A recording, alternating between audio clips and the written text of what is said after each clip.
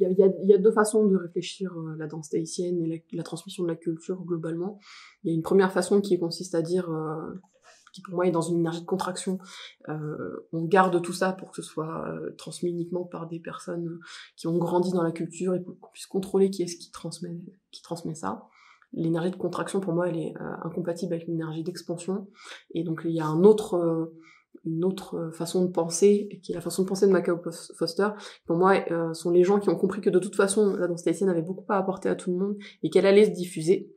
Donc autant aider les gens à la diffuser correctement, plutôt que de la garder et de la faire disparaître. Du coup, moi j'ai un genre de contrat avec la culture tahitienne, un contrat de cœur et moral, où j'ai envie de faire de mon mieux pour qu'elle soit diffusée, et avec des notions, si possible, du coup, de bienveillance, de conscience, de spiritualité, de respect, en fait, pour ce qu'on est en train de faire, et pour soi-même, et de la façon dont on se connecte à ça.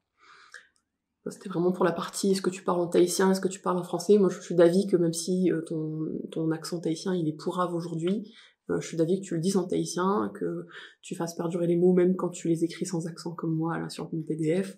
Je trouve ça plus important que de bien le prononcer et du coup de se passer de ça. Je pense pas qu'on ait le choix aujourd'hui entre la culture n'est pas diffusée et la culture est diffusée. On a le choix entre la culture est diffusée de façon correcte et respectueuse, et elle est diffusée n'importe comment parce que les gens n'ont pas eu des outils pour pouvoir se former.